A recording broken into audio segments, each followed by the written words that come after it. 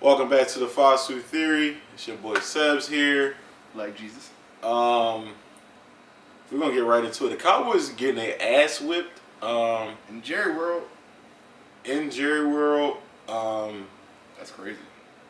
It's not even that crazy because we used to seeing them lose in dramatic fashion, or we just used to seeing them lose at this point.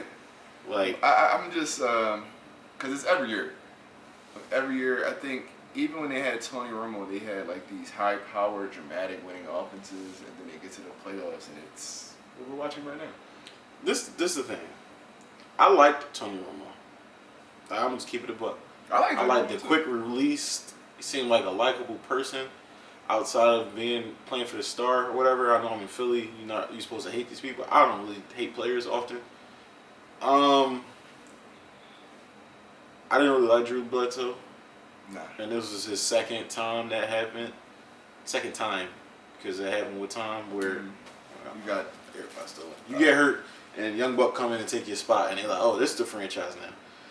That's bad luck. I don't know. Like you the nigga and you get injured and it's like, nah, that's the real nigga. I don't know what deal Jerry Jones cut with the devil, where he snaked the devil, because since '96, basically our whole lives. But like I said, I think there's a stat where it's more profitable to just be competitive than to like actually win. Yeah, no doubt. But I'm just saying, you can't pimp. Well, you can, because they haven't had Tom Brady, Aaron Rodgers, but Ben Roethlisberger, Drew Brees, or Peyton Manning. Mm-hmm. But at the same time, it's like they've had teams to where you should at least get to the NFC chip. For sure. They've had teams to where you should have a berth of a Super Bowl. What is going on to where they can't even get a berth? I said it earlier. They're superstar. They haven't had a good, outstanding coach since Jimmy Johnson. They haven't had a mega QB. Like their best QB in franchise history is Tony Romo. You see what I'm saying?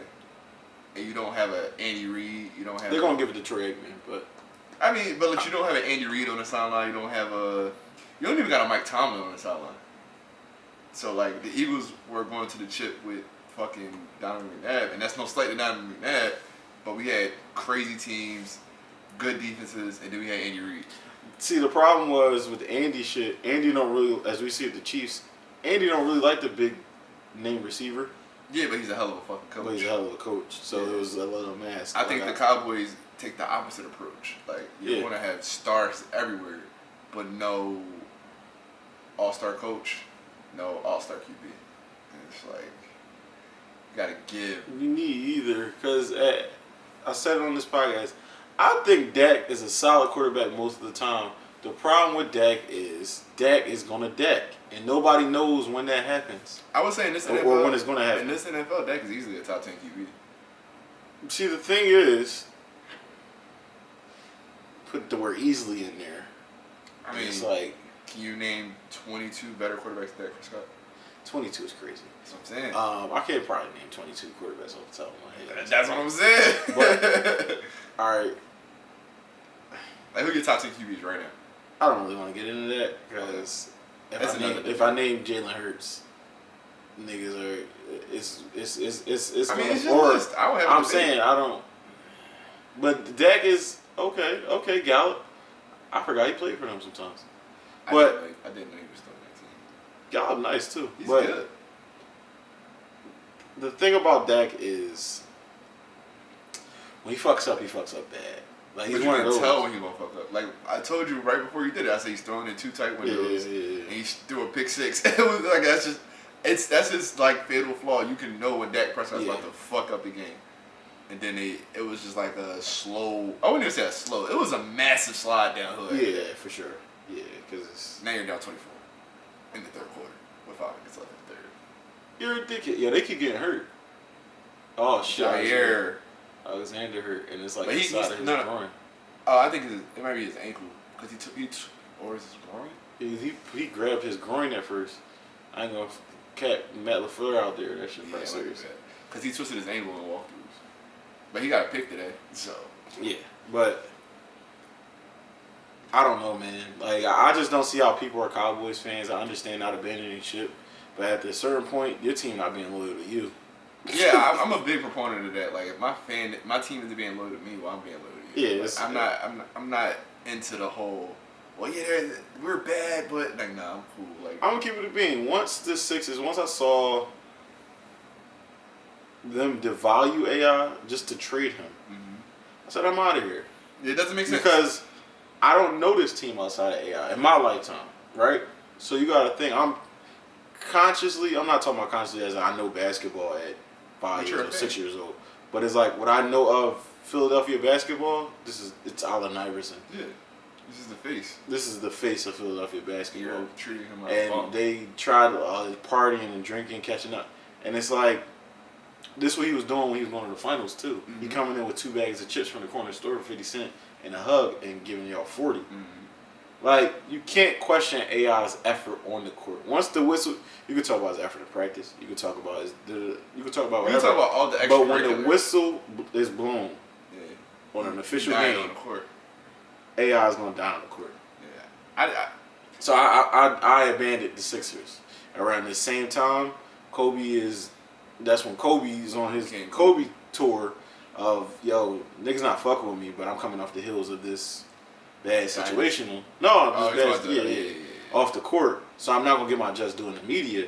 But this is around the time I start working on my game. I'm like, I'm gonna fuck with Kobe. I didn't think Kobe was gonna ever win MVP of that shit. Yeah, like I'm gonna fuck with Kobe, and that's how I became a Lakers fan basically. And it's like, I'm not gonna abandon them just because we sucked. I knew we was gonna suck at the end of Kobe's career anyway. But like the Lakers are different. Like, it may not work all the time. We've won in every decade besides won the in every 90s. decade, and it may not work, but they go and make moves. Yeah. Like, you can see they did. All right, we'll get a free agent. Yeah, we're gonna try. Yeah, like we're gonna try to get somebody. See, the Cowboys try, but it never fucking works, man. I would say that, like, after last year, that shouldn't be a QB no more. I don't think you go into another season. Like, they'll run into the wall over and over again and over and over again. Like, Tony Romo did the same thing for 10 years. And you know how many QBs have come and gone in that time? Like, imagine if Andrew Luck went to the Cowboys instead. Andrew Luck went to the Cowboys, or Herbert had. You see what I'm saying? There were so many QBs you could have gotten. Yeah. Or even the QBs that have gotten injured. Like, what if they got a Cam Newton? What if they got a RG3? Like, there were so many other opportunities, but you stuck with this one guy that you could have traded for a better opportunity. Yeah. Like, you're Jerry Jones. Jerry Jones obviously has the most influence in the NFL. You can finesse somebody, and instead of going to do that, I'm going to keep running to the wall with the same player. Insane. That makes sense. And I think a lot of teams do that, and I'm not a big proponent of that. Once I feel like you're playing with my time and my investment, I'm out of there. Yeah, I didn't expect this type of game. I always had it in my head, like, the Packers might be able to beat these guys. Just from the track record, because I think sports, history repeats itself, especially like track records. And like, a lot of people downplay rivalry games, divisional games, or like, because one team sucks. Yeah. But like, look at the Eagles the last 4 years. The Commanders have always given us a run for our money, even though they suck. Yeah. And more or less, it's our fault, but it's still like, most of the time you're going to play down to your competition. Yeah, and I think in the playoffs that happens even more. This time the Packers just wasn't fucking playing. Packers are on some shit. Shout out to them. They on some shit. Congrats to them. They'll probably, it's 4 minutes left in the third quarter. They'll probably get to the second round. So congrats to them. Young black quarterback Jordan Love was getting a lot of criticism early in his career. It looks like he's figuring out. He looked like A-Rod today. Yeah. I'll tell you that. I think from all the tape I've seen on him, like, I had a lot of faith in him. I just was wondering when he was going to figure it out. I think he figured it out. He looked like he figured it out. And they get a good reward of next week. They get to play who? The Rams or the Lions? Yeah, the Eagles play if the Eagles win, they play the Niners. So that'll be a good reward for getting to the second round. What the fuck was that? He was wide open. It's this football shit is hilarious. It's hilarious how my whole TL, for a minute when I was refreshing, that shit was all like everybody coming at that. Like, the Cowboys fucking suck. Even Drew in Utah was, the Cowboys fucking suck. Like, so, I don't know what they did to people. But they fucking suck. I guess it's the marketing. I think it's the marketing. The marketing. You're titled as America's team. You ain't won shit in a quarter century, over a quarter century, going on 30 years at this point. You ain't won shit. You're marketed as like the heroes of the NFL, and you become very unlikable. Then Jerry Jones always has a scandal. Yeah, he was out there with them racists. I think he said the N-word a couple years ago. We remember like you remember the video leaked, and he was I think he was with Zeke. And he said the N-word or some shit like that. Excuse me? I'm pretty sure. I might be tripping, but I'm pretty sure. It's like a blurry video. And then he's always just on, he's too old to be in the media. He has to take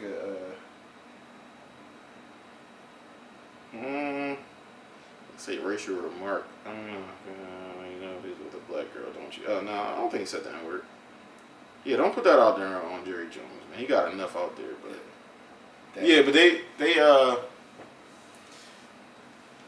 all in all, to wrap this shit up, they fucking suck. Oh yeah, I say that. And the Eagles fucking suck this year too. So Eagles are. They better go. I would say the Eagles are even more of a letdown this year. Yes, in a vacuum. Yes. Yeah, I would say Eagles even more of a letdown because the Eagles tend to at least make it far and then let you down. Yeah. They don't let you down toward like if the Eagles will let you down, it's like all right, this season's a wash. You know early. Yeah. They don't let you down the stretch. That's I mean, like down the stretch this year they kind of let niggas down. Oh, for sure, but like that's not their. That's not their MO. Yeah, like we get to the NFC Championship and then fold. Yeah. We get to the Super Bowl and then fold. Right. Yeah, I remember that. Remember they went to the NFC Championship like 5 straight years. Yeah. And kept losing, but in the middle they made the appearance. Lost to the Patriots. That's the Eagles' MO. Like you don't know when the Eagles the season's watched by like week 4. Right. Not week 12. For sure. You see what I'm saying? Yeah. So.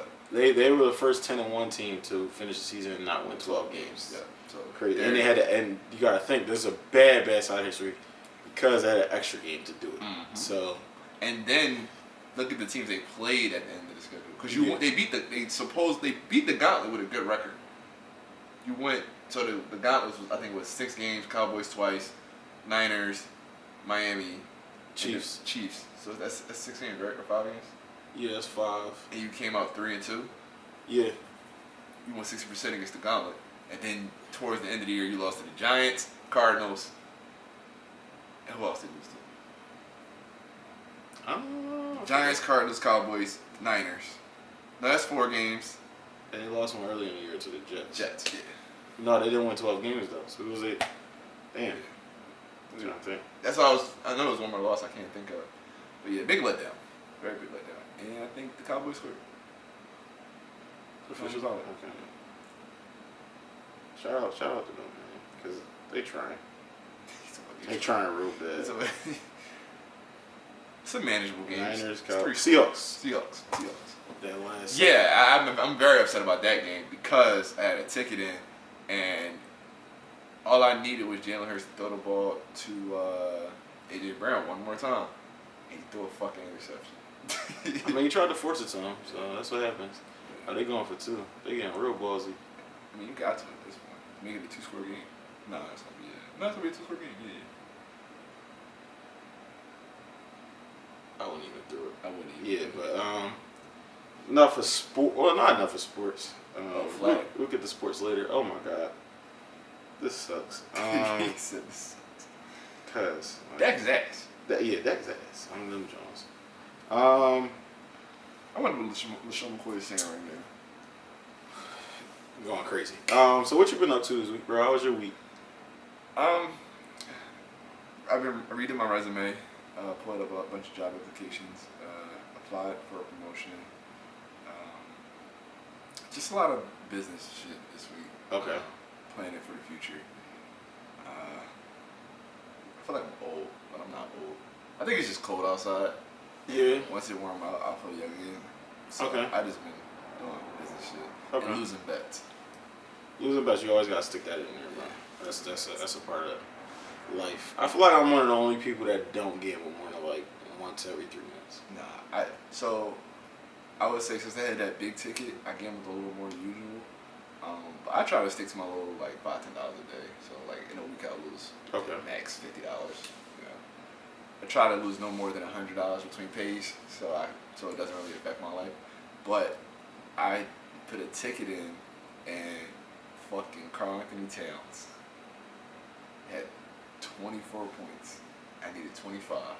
Okay. He shot 3 threes. Oh yeah. I said, "What the fuck?" So. Yeah. Yeah. See, I can't do the betting thing, bro. It makes it fun. He is already. I can't do it. I'm gonna hate these people.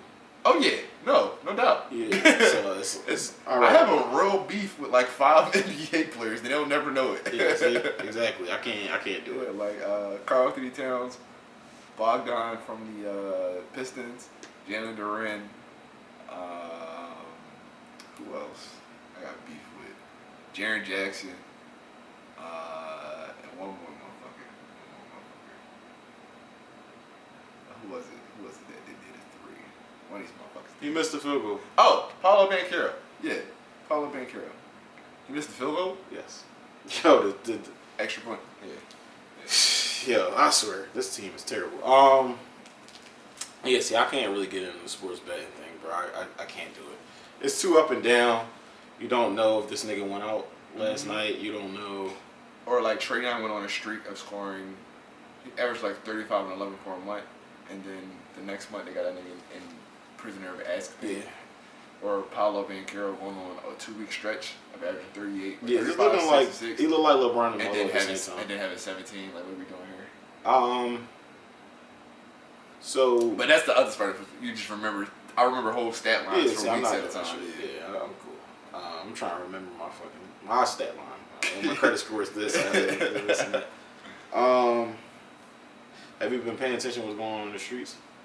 You talking about the Young Dog shit? No, not that. I'm not talking about actual street shit. We're gonna get into that. The Jonathan Majors interview. No, I've been actively trying to cleanse my mind to shit like that. So we have a podcast, bro. Come on. Listen, he does an interview. You know his case is not over, right? Yeah, no. He's not sentenced yet. Yeah. He goes in there and kind of downplays, and I understand it's for public perception. He downplays the entire case. What else is he supposed to do? Not do the interview before your sentence. What if your judge sees this and they're like, you know what? You're facing up to, like, usually with a lot of misdemeanors, you are facing up to 6 to 12 months. Yeah, but they give you the lease. And they give you the lease, or like, hell, you know what? We're gonna go under these guidelines. We're gonna give you probation. Yeah. What if the judge wants to? Oh, are you thumbing your nose at us and trying to use your power to get over? Mm-hmm. And that happens. Because the prosecutor basically said that, like, you could see that justice will prevail against power. And then it was like Alvin Bragg's DA's office helped pursue charges and whatnot for the whole case. And I think Alvin Bragg's office has got this Trump shit going on. Mm-hmm. You see, like, power basically overtaking legality. What if they want to go like, no, thanks, buddy. We're gonna make an example of you. We needed a win. Yeah. Like, not even just we need a win. We're gonna make an example of you. Like, yo, 6 months in jail. What do you do then? You're gonna appeal it. Ask for a correction. They said they're gonna appeal it. Now I'm gonna get there, but they said they're gonna appeal it, no matter what, with the sentence and all that, because they don't feel like it's a rightful conviction. I mean, they was gonna appeal it, win, lose, or draw. Yeah, no doubt. But I'm saying, now you getting the. You getting the full force of it. Like, all right, we was gonna give you a little slap on the wrist and just let it. Exactly. Like, if I send you to a year, right? Yeah. Would you about to do what, 8 months, 9 months, or some shit like that, right? I send you to a year, and then you appeal it, you lose the appeal, you still got to do a year. Mm-hmm. Versus I send you to probation, you appeal it, you lose, you just on probation. Yeah. Not to say you just, because I mean, the way he ran those blocks, I'm gonna say. Severe alcoholism was involved. Absolutely. Or some severe recreational drug use was involved. Jonathan Majors is an intriguing person to me because he can really act. He can act his ass off. And all the roles I've seen him in, some of them are like so far from each other. Yeah. And then seeing him in, like, I don't even know if he's not acting when he does these interviews or when he talks. The whole time. It's a very performative interview. Yes, I don't know who he really is. You know what it is, bro? So I can say like it was alcohol, but what if he just liked it? No, this is the thing. No, running them blocks like that. What if he? Because we all know that one weird nigga from high school. Yeah, no doubt. That would do that. What if he was just that nigga? And that nigga was on what? Listen, Jonathan Majors. From what I've seen, I don't know if he's diagnosed. It just seems Diagnosed is crazy. It seems crazy as shit. No, for sure. Like the Coretta shit. He has a devil's advocate. It's not that crazy. You want your girl to you feel like you're representing for your whole race. You want this girl to support you and uplift you and have your back no matter what. Okay, I did a little, because allegedly Martin Luther King was out here. Mm-hmm. Okay, I did a little cheating, but the movement of me, Jonathan Majors, is bigger than me kissing the girl on the set.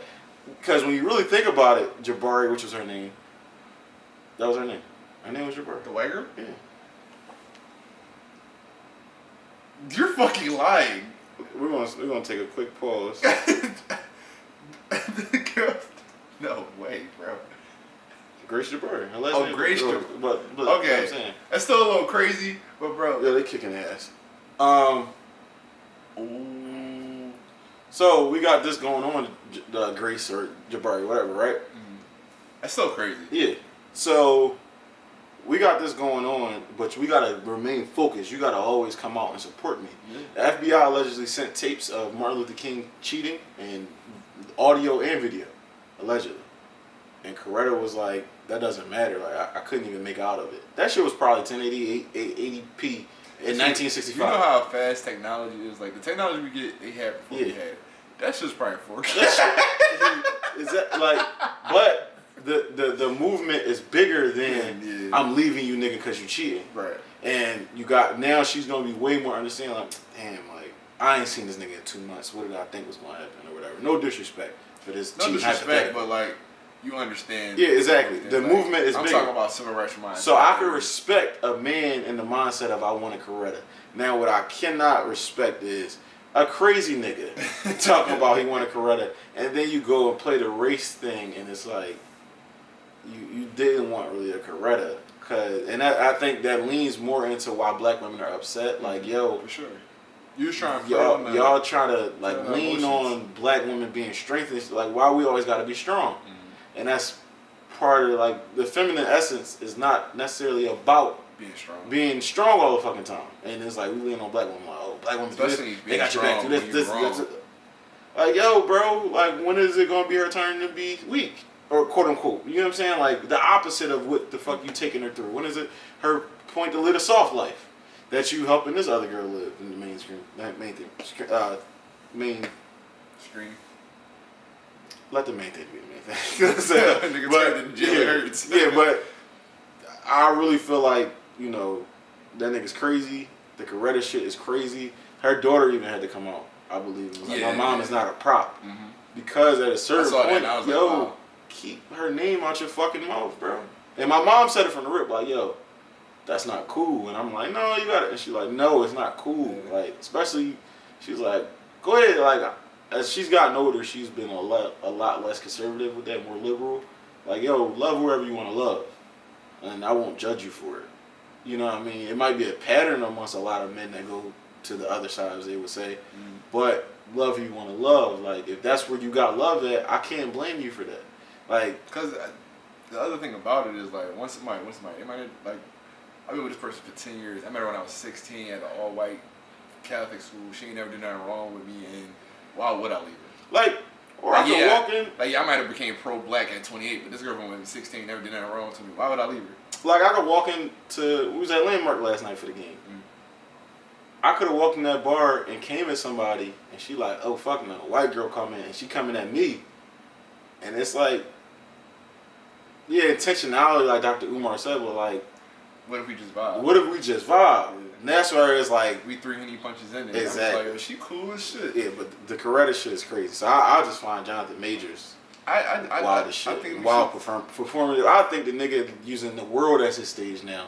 I think he got to. You lost all your acting. Well, I think no. Before that, when him and Grace was in that room arguing. Oh yeah. It sounded like the nigga was performing then. Yeah. Because people look up to me, and leaked audio was like, yo. I say it all the time though, like when you get to these heights in life, from a media perspective, athletic perspective, even IG famous. Yeah. And you see people wanting to emulate you or idolize you, it becomes a sickness. Right. And you become an egomaniac by attrition. Like you can't be that good at your craft and not be insane. Mm-hmm. It's impossible. Right. He did 3 box office hits back to back to back. Yeah. And then he went and did a Disney role after that. Right. He was on top of the world. He was legit the biggest actor. This is the thing though, too. This is the thing. He fucked up so bad. He was already signed up to like, yo, I'm gonna go play this wild ass nigga, Dennis Rodman. Oh yeah. And it was like, yo, right? bro, let me get that off you, because I would have loved to see him. You can't even play Dennis Rodman right now. See, Katt was hating, but he was right. It was like, yo, this nigga is ugly. Y'all can't try to say he's cute. No homo. But like, these was like, we in America, bro. These was taught to be ugly features, and Cuz was getting away with it because he was strong. Because he was strong as shit. But he said he was eating bison like 3 times a day. Yeah, I don't think you cannot be strong. Like you eating bison. This is the thing. Overall, I don't believe the word this nigga said. Really? I don't believe anything. You think it was just on steroids? I don't fucking know. I just don't know. Like, I literally don't know. Because your whole shit is in question now. When are you telling the truth? When are you lying? That's the other thing about actors, that especially very good actors, like, you'll never know if Leonardo DiCaprio was telling the truth. That's the thing. Never know. We did, like, the Katt shit was like, certain points, he would tell a lie the same way he just told the truth. Yeah. And very it's like, he's I read 3,000 books. He's a stand-up comedian. Yeah. His job is to get you to see things from his side, persuade you, and throw in humor with it. But they really like funny philosophers. Mm-hmm. You get what I'm saying? Like, they're not, like, really just think about, not necessarily, they have to be well-versed in books. You're just talking shit in a philosophical way while also being funny. Yeah. And so, I know that's like not even gonna say a diet, but another form of performative, you know what I mean, art. I know this nigga Jonathan Majors probably on a totally different level with this performative art shit. So I don't believe him, all in all. I don't want to believe him, but it's just like he's so good at his craft. Yeah. But I kind of got, like, he don't got me on his side with, like, the credit shit. Like, bro, you completely lost me on you that. Jumped the shark. Yeah. But, like, as far as how he became an actor or, like, the things he accomplished or, like, getting super buff, like, the little white lies, I'm going with it. Yeah, I roll. I ain't gonna try to get too far into it. Like, nah, nigga, they said you can't eat bison 3 times a day. Your blood pressure, your eyeball would have popped out. Like, I ain't gonna go that far, but I do think all of this. All your shit is in question. All of this is nasty, and I think he's just trying to die on the hill. Like, you gotta die on the hill, cause if you say, you know, sometimes you gotta smack a bitch. They gonna be like, yo, get the fuck out of here, bro. We gotta kick you to Mars. Like, you know what I mean? Like, gotta kick you to Mars. Take Kang off of streaming. Like, yo, this nigga can't even be associated with Creed. What? Creed 3 never happened. No, you know what I'm saying? What was the airplane Army movie shit? The Flight Brothers and some shit like that. Yeah, like, yo, none of that. The country John, not the country John, the black alien type John, the black sci-fi. Love County. Lovecraft Country. Lovecraft, yeah. Why did I say Love County? But that didn't happen. That is off of Max if that happened. He says off. Yeah, like, yo, none of this happens. Deleting you, but like, that's such a crazy. I'm crying that ass. Since I don't think he did. Well, obviously he did, but I don't think he did anything extreme to her. Like, he ain't body slammer. He ain't beat her fuck up. Like, yeah, what he was convicted of, it was like you non-intentionally hurt somebody. So like, it was an accident, but you still got convicted. So the fall from grace he's about to have, I hope he has a good psychiatrist. I hope he has a very good therapist. Megan Good is his therapist. That's his Coretta, and she's just willing to go along. So this is the thing. Her career was dead. Not even just that. This is the thing. Well, I don't think sitting next to him will going to revive no career. This is the thing I about. bet she get a role. This is the thing about Megan Good. You see her? She getting all types of roles. Listen, because if they want to talk about the casting couch shit being real, Okay. she getting some roles when she want to get a role. But listen, it leads me to believe, or not believe. Like, do you think their relationship is real? Fuck no. Fuck no. But like, why do? Because how? What you mean? In the middle of all this trauma, y'all was just at a bar. Yeah, I want. Come on, what are we doing here? Probably that manyan. Like, yo, coming with me. And she needed a little ride though, because remember she was married to the Christian boy. Yeah. Remember Megan Good used to be around a little bit. I ain't gonna say she was a She woman. was like a video vixen. She was around, right? Yeah. She was mingling with like the A rappers different crowd. and yeah, different crowd. And then She marries the Christian guy, and now it's like, yo, you ain't shooting nobody all year. I don't want this no more. You got that. You know what I'm saying? Like, I think that's so fucked no, up. you ain't shooting nobody. But all year. I think like the Christian guy, he was insane. I think like he was like pushing a lot of crazy ideals on her. Oh, for real? I really think she's insane. Oh, so yeah, no, you know what I'm saying? Like, you know what I'm saying? So like, I think it might have got to the point where it was like, yo, it was on hinge. you don't be stabbing niggas. Like, she probably like asking that. He's like, no. And then next thing you know, he got served papers. Like, and then she ran in like, I need a crazy nigga. And she was probably in El Camino. And this nigga came through. New Jack swing. The funniest shit about the whole thing is, you know how the older cartoons of courts, it's like a caricature of it. Oh yeah. No, they dropped. I was super defamation. That was crazy. It was crazy. It's like somebody drawing Jay-Z as a camel. It was that exaggerated. Like, you didn't have to do this. And then like the words in yellow. Yeah. That shit killed me every time, bro. That shit look like. That shit killed me every single time. That shit look like Master showed me the next book out. That shit drawn, bro. I ain't gonna lie. They drawed on Jonathan. I'm on his side on that. That's the only thing. That's the only thing I'm on. Like, racism should be funny, but sometimes it's very, very funny because why he don't look like that. Yeah, he said it. I didn't say that. I'm just saying it reminded me of Roots. That's all I'm saying. That's not crazy. I didn't say it was funny. You laugh. I said it was crazy. You ain't I laugh at everything. All right. Like, you know what I mean? But Bro, that yeah, shit Megan Good went from is wild over here where I'm young and having fun to like, all right, let me settle down. Oh, I've been wanted this nigga to smack me. He won't smack me the right way.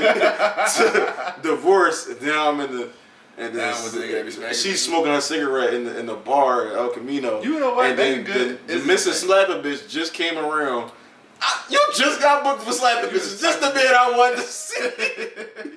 You the type I like, my mom. And yeah, he came through and he said, guys, look, guys, we pie, bro. He said, give me a. That's not bad.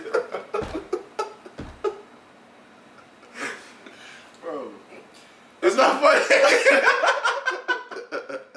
We're not cutting this out. Bro, that's not funny. So let's just get canceled. But I will say, I always thought Megan Good was the same when I found out her eyebrows were tattooed. Once I found that out, I was like, she can't be her right now. I just thought she always like she got attitude.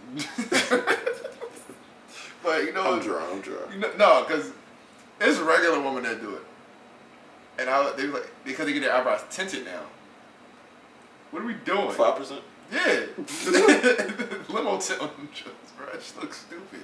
But speaking of looking dumb, I want y'all to check out Grant Williams and his interview with Taylor Rooks. Bro, I can only get to like 30 seconds. All she said, yeah, I heard you, and you look, the camera pans, and Grant says, I was watching it, she didn't ask you. She didn't ask him shit yet. Bro, he didn't even get his name out. All jokes aside, that's a, Taylor Rooks, if you see this, I hope you will. We're gonna promote this. I might pay to get this promoted because that's a limited edition lady, and I would like to interview her. But you want to be smiling? The whole smiling. Like I'm showing up in a seersucker suit. I might have two. Didn't he have like a sweater with a button? Yes. Yeah. The nigga looked like he was at the ESPYs presenting. Listen, if we if I was to interview Taylor Swift, or I meant not Taylor Swift, Taylor Rooks, and I knew I was gonna be in the same room as Taylor Rooks, two gotta be there. Oh, you gotta line you up. Like you gotta line me up as we're talking. Like, hold on, bro. I peeped the hair growing back a little bit. I know I cut you yesterday. Like, two gotta be there. Like, I got you, OG. And then it's like I'm tripling what I'm paying you. Oh yeah, bro. You know I be having it like that. Here. You know what I mean? You know. Bro, why do niggas do that when women come around? Guys, look at. No, it's certain women. She's supposed to get all the treatment. She's supposed to get the treatment she's getting. What do you think is the worst moment in sports though, with a nigga and not with Taylor Rooks? Jaylen Brown. The Jaylen Brown shit? Easily. Saying I see myself with 5 championships in the next 6 years? Yeah, but then somebody broke the math down. Because I think it's over now, but like, I think 2 years ago. No, it's not. I think you got to win 6 championships this year. But remember, so somebody was like, two NCAA tournaments, 2 championships, and 2 conference championships. We can do it. I was like, that is 6 championships. That is 6 of them. So I feel him. Like, do you feel him though? No. You don't feel him? You wouldn't do it. No, I didn't say that. So you feel him? I wouldn't feel myself if I did that, but I would do it. It don't count. It don't count not feeling yourself. Right. I'm gonna tell an egregious lie. Remember the TikTok was like, Warren Buffett, my motherfucking nigga. That's the type of shit I would do. 6, I'm gonna give you 8. Like, I'm gonna give you 8 billion. Phone is totally changed. Phone totally off. Not phone totally off, but basically, you know, you interview start. You just, I'm gonna tell you to call me. Do an interview. What you mean Jay-Z ain't get that money I sent him? What you mean? What you mean it ain't Jay fair? always asking me for money, bro. This shit crazy. I thought you gonna take care of that. Bro, I tell him I got that's nothing, bro. I can send him that. You know, I send him that. No. I'm gonna sit down on the cash. Matter of fact, he can go in their account if he want. I trust him. Now she in the interview. This for Beyonce, right? She in the interview. You know Hov? We call him Sean. Corey, if you really know him.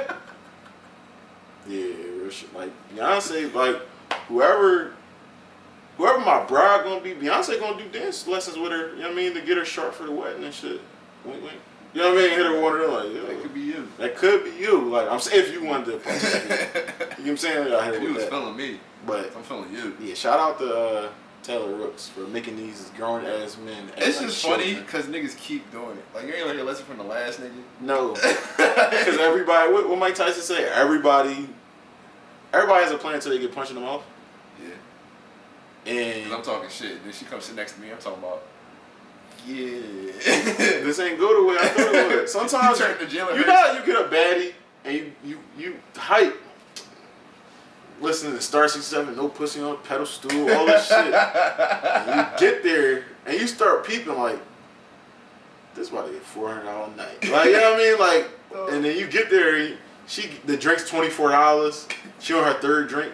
You're not saying nothing. You like, yo, she drawing, but damn, like, this is a good view. Fuck it. I've been there. Exactly. I've been there.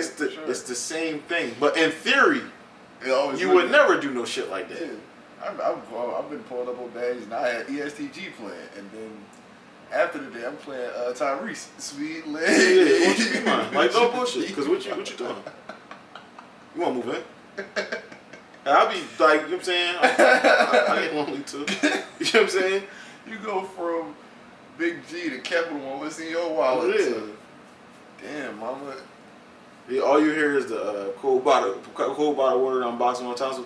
I don't see why he said that. Like, you ever be in the car with a girl and a rapper says some hard shit? I don't even really be listening to shit like that. How are we doing that? So I shuffle tripping today. That shit crazy. Kids listen to this. Like, they don't. Time they on. Whole time. That's your favorite song. Bro, it was a week where all I was listening to was ESTG. I'm in the car. I'm talking about, I don't even know why he said that. He's drunk. George be drunk. I value women. Did you see the beef? All we know is beef. The beef with Whitlock and Stephen A. Smith. Yeah, he drugged. Which one? Stephen A. Well, no, Whitlock obviously drugged, but Stephen A. Like, I don't know what it is. These old niggas. Well, I've always like I don't watch First Take. I don't watch Undisputed no more. That's why you're my man. Yeah, I don't watch none of that shit no more. But it's become a point where like these old niggas just like have some grace as you age. Like, hold on. I'm gonna play it for the crowd. You betrayed me. Did you tell the folks that? You bitch. Did you tell them? Like, why you do that? You fat piece of shit. Got the names. We got Jamel Hill. We got Howard Bryant. You want me to bring up the other writers that would have? Like, why you do that? What was that? Like, I get that you're mad, but we talked about having professionalism. It's like on your late night show, you answering questions about sexual innuendo, and now you're beefing with Jason Whitlock, and it's like, you bitch. Like, you're a nationally syndicated show. What are we doing here? So I think that's his independent show. So I don't think that's okay. You're right. Syndicated. It's just like, what are we doing though? This is why when Mike was here last week, I said I didn't really like the nightcap too much outside of sports, because we got these old heads infringing upon young conversations, and then you got a show like ours, to where we can't get the traction we know we possibly deserve, because we don't infringe. We don't feel like we don't want to. It's not like we don't have these conversations and bid about it, but that's not what I want to promote. Yeah. I feel like the conversation has no substance to it. I feel like it has no true fruitful gains. No message. Like outside of him calling him a bitch, it left my mind.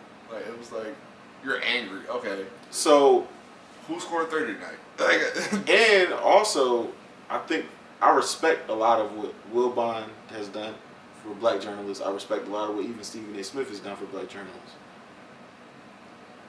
I think being a company man versus someone that's a complete sellout, you're more similar than you're not. Mm-hmm. Like, Whitlock has gone total all lives matter a few times. And I'm not trying to say this because I see the Black Lives Matter. I see through that shit. But I got the message. You know what I mean? So, but I'm saying the all lives matter shit was like, well, what about, and I done seen Whitlock do that a few times. I've seen him completely lose the message. So I can't respect you or your message that you putting out. And then if he had some Jones where it was like, oh, I respect it, but I'm never going to tune in because you already turned me off. First, you can never change your first impression.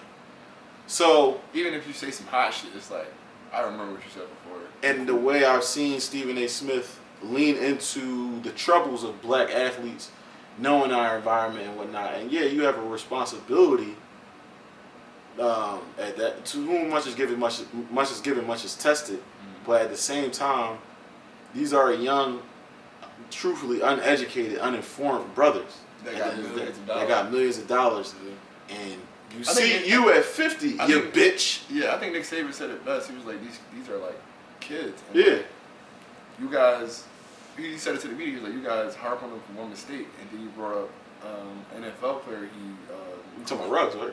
No. I know he snapped on the Ruggs joint too. I think it was because of Ruggs, but the player he brought up to like redeem it wasn't Ruggs. He was like, he had a case or something, and now he's a 15-year NFL vet. His daughter is going to Princeton. He's a CEO of a company. He was like, so who was right? Right. You guys for judging him in that one moment, or me for looking at the bigger picture? Like, this is still a person. Right. And it's like, Stephen A. Smith, I get it, that's your job, but like, you can do it in a more graceful manner. Like, exactly. You're saying, like, when shit go left, you're like, well, I talk to these players, like, why don't you do that first? But I get it, you got a job to do too. Right. I understand. Everybody got to put food on their plate and their family's plate. It's just what you're. I don't like how he tries to portray himself after. Like, and also try to have this moral high ground. Like, no, just say what you did, bro. You lifted him up. Yeah. You lifted Whitlock up. I've never seen Whitlock come across my timeline as much as he did. Mm-hmm. And Whitlock will lean into the fact that he's a fat bastard and all this shit. He did when LeVar called him fat. Right? Like, he don't give a fuck. Yeah. I haven't seen him on the treadmill yet. I'm going to lean into that. Matter of fact, I'm going to eat pizza on my next episode. I forgot Jason Whitlock existed until this shit. So, it's a thing of, one, the beef doesn't need to happen. It's a thing of, two, well, Gilly dropped a nice, first half of the video, I should say, where he was like, yo, I don't see Joe Rogan beefing with the other top white podcasters, but we always beefing. And then he started like, yeah, y'all can't.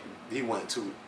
He did his nigga. Yeah, y'all can't fuck with us anyway. Basically saying how like we so versatile, and it's like, once people get to a certain extent, you diversify your shit. That's how it works. Yeah. But if I can't get there because of competition, yeah, you can say that at all times. Mm-hmm. Yeah, I just ain't like the Whitlock conversation. As far as I don't do like conversation at all. I think it's nasty. It's unneeded. It's childish. Like y'all 50, bro. Like right. Either y'all fight or y'all not, because now it's performative. But the Gilly shit is like, even in a space as big as podcasting, like, yeah, people think everything is finite. Every resource is finite, but it's just like there's room for everyone. And then black people, when they see some traction, I don't even say black people because white people had these same conversations. Right. Spanish people had the same conversations. But when people see, they feel like an opportunity is being taken from them, even though it's not. Right. They fight over it, and it's just like it's not that deep. See, this is the problem. I feel like podcasting space is finite, but with the way that life goes is, most people following a trend don't actually care about the trend, so it weeds itself out naturally. Yeah.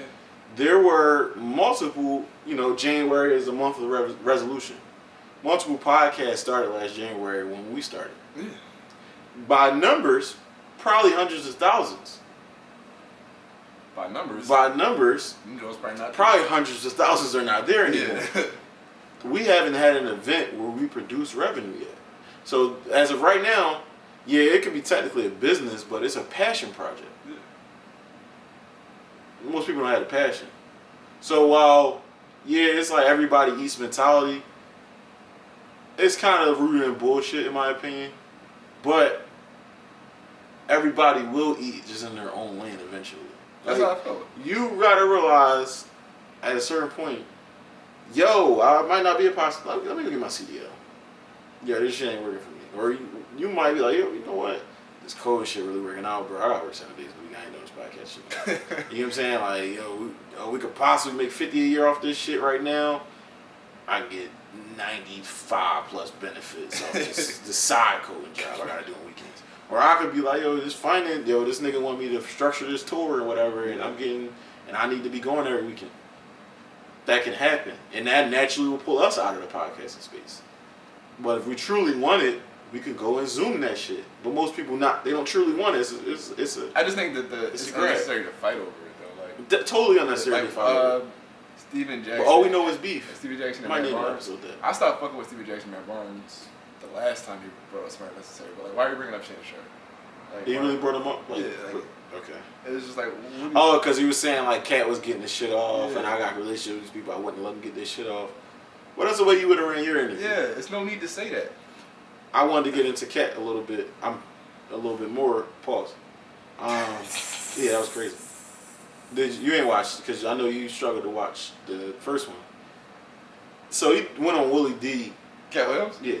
I didn't even know it was nothing. Well, he did it before the Shannon one. But Willie D was like, I was holding it. And I honestly was just like, his name was out there. I had to drop it. Like, you know what I mean? Like, I got it. I got to maximize my video. And people was like, a clout chaser. And he like, he over here like, nigga, I've been had clout. I don't need no clout. Like, you know what I mean? But in my opinion, I think it's a better interview. Follow-up questions. Digging into why he read the 3,000 books in a year. No, he didn't. He didn't give Willie D all that. He didn't. I guess he wanted. I guess that little sip or that little cup of alcohol he had really, because the Willie D interview was concise. He explained the potential a beef with Ali Sadiq that Ali Sadiq might have taken wrong, while also complimenting Ali Sadiq. So what he said was, it was kind of crazy. So Katt never reached the heights that Kevin Hart reached. Absolutely. Right? Like, quality-wise, I think he surpassed him. But quality, I'm saying, like, just as far as, like, Kevin is the GOAT of selling a stand-up comedic ticket at this point. He did an NFL Stadium. He did NFL Stadium, and now he has his own production company that works with Netflix. All his movies start with Heartbeat Productions. So, what we talking about? He played. I'm gonna say he played Ali Sadiq. He basically said because Ali Sadiq was like, Ali Sadiq's, he always talk about how sharp he is. So he's like, I want to do a celebrity boxing match with K. Disrespecting me. It's like maybe a year or two ago when he did an interview with Willie D. Katt takes this and he takes it as his opportunity. Like, I'm not. Well, first of all, you gotta be a celebrity. Mm-hmm. And he was, I'm not. And then Willie D like, come on, man, you know you're a celebrity. And he like, no, I'm talking about as far as selling tickets. He can't. I sell 7,000. Seat theaters out. He sell 300 seat theaters out in his hometown.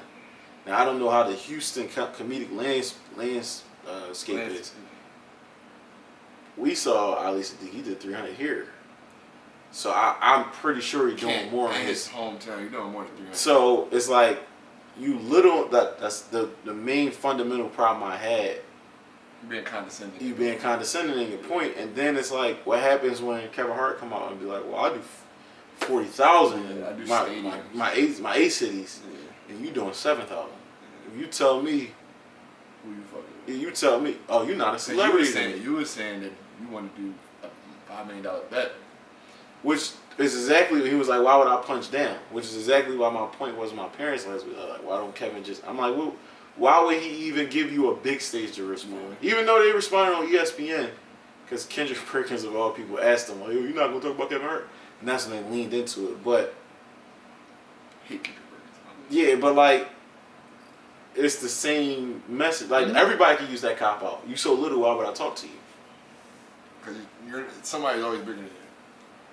So, I don't know. I just it was a fine interview. Katt, smart, sharp as a whistle. Sharp as a whip. Always gonna give you some gems. Sharp as a whip? I think Katt is sharp. No. I'm talking about the saying. You said sharp as a whip. I think it's quick as a whip or sharp as a knife. I don't know. Sharp as a knife. Sharp. Okay. I don't fucking know. I was just talking about the saying you used. Yeah, sharp motherfucker. Let's get into the meat of the episode. So we're gonna bring up the Drizzy Drake. Drizzy. The most polarizing artist in rap history. And the Mos Def. Do you think I should play the clip? You can. I think everybody's seen it at this point. But yeah, I'm gonna play it just for them.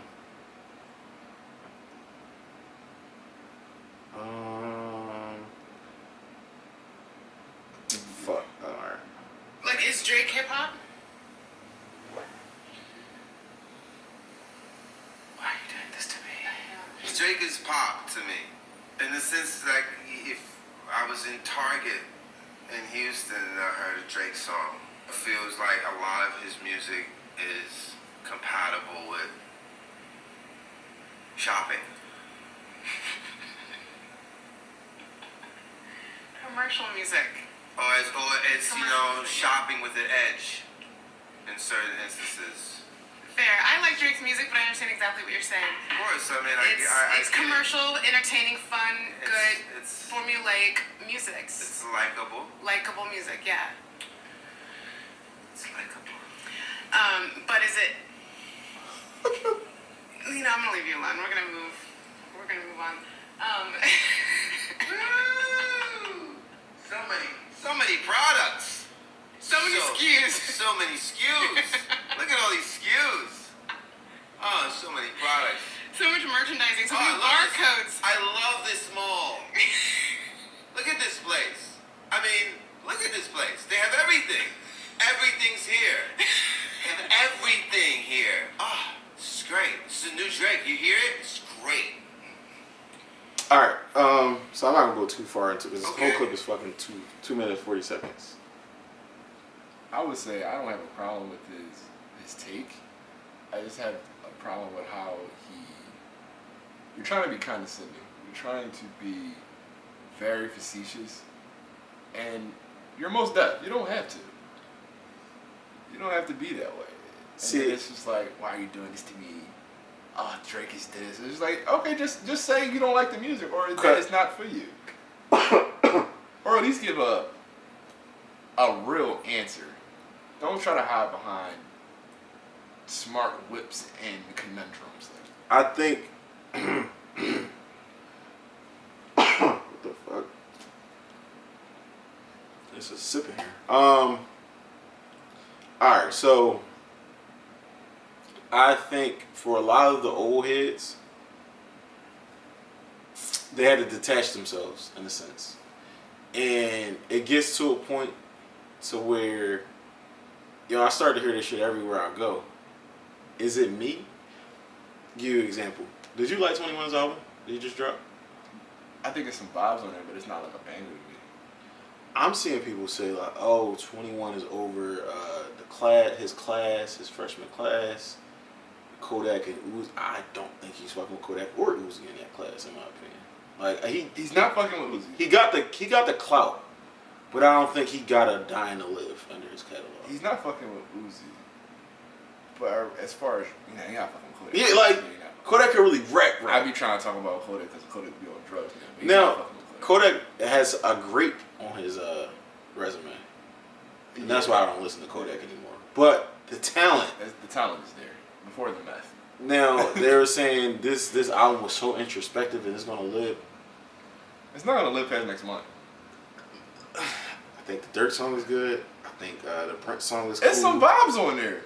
It's not living past next month. So it leads me to start to believe. I tweeted it. Maybe I'm listening to a different album. And I'm not trying to be smart. I got the wrong cut. I'm listening to it wrong. No, you're right. I felt like that before. What I think is going on with the old heads. You know what I felt like that with though? What? That Playboi Carti album.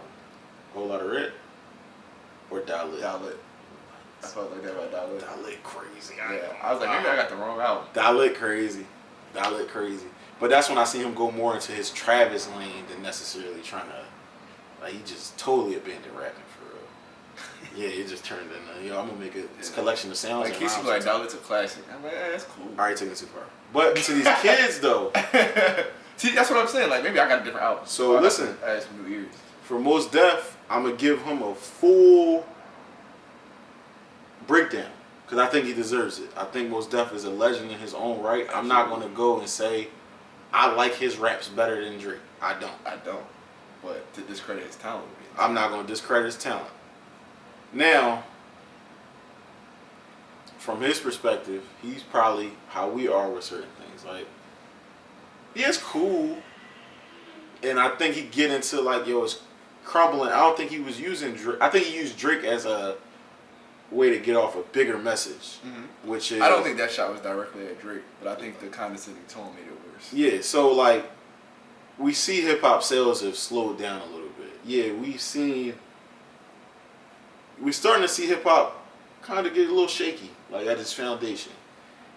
And the only way we rise through this is quality. Quality, whether we don't gotta go self-destruction, you know what I mean, or America's Most Wanted with 3 Ks like Ice Cube did. We don't have to go that route, but we do need some more something to push it forward. Yeah, something to push it forward with some more substance to it. And I think him coming from Tyler Creator said as the best interview in rap in the last probably 15 years for real. He's on Hot 97 and he breaks that shit down. Life is about reference point. You're talking to a truly backpack rapper. True indeed backpack, like as hip hop purist as you can get.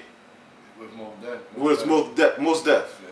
Now I think Drake took his elements from Adilla, from probably Tribe, and even Black Star, which is Mos Def and Tyler Quality. Like, I'll take elements from y'all, but that's really to put into my song that I'm going to sell. Mm-hmm. So I believe Drake has gotten so popular, rap has turned into pop. Yeah, I feel like rap is the popular music. Yeah. Rap has turned into pop. What we refer to as pop would be like Ariana Grande. Exactly. And that has become its own lane. Like, it's become less popular than rap, so it's no longer pop. I don't think Drake goes in the studio, and this goes into the Kendrick conversation, I tried to kind of pull out pause when we had the conversation. I think Drake goes in the studio, what's best for business, while sounding good. I think Doc goes in the studio like, all right, this is how I feel. I want to convey this message. What sounds good to me? The niggas who I want to say this right, who beards don't really connect. Like shot at me because you looked at my no, beard. not you. The Anthony Hamilton style beards. Okay, I got one of The niggas that rap, and this is a problem too, because it's going to sound funny, but the niggas that rap around fiery metal cans on the corner and beatbox and call them trash can bum rappers. But no, listen, those niggas, Oscar the Grouch rappers. Listen, that can rap their ass off. Those niggas are going to connect and say Kendrick is true hip hop because it's more of the essence of what hip hop is evolving. What I don't like about that is they don't like the music though. Now listen, I don't think that's true. I think they do. The problem is the masses. We got dumbed down. Yeah. Like totally dumbed down. And I'm not just saying. I'm talking about just strictly in music, because definitely as a society we got dumbed down. But strictly in music, to the point we don't like if Mos Def just going off of Drake singles and whatnot. If they tell him, yo, Mos Def, yo, Def is crazy. But yo, Mos Def is dicky. Yeah. Yo, Mos Def. Drake about to break Michael John. And you go listen to the tracks, it's like, this is about to break this is pop? Yeah. This is pop, ain't it? Like, alright, I see why he about to do it. He can rap too, but like he's a pop artist, right? Like, that happens to rap.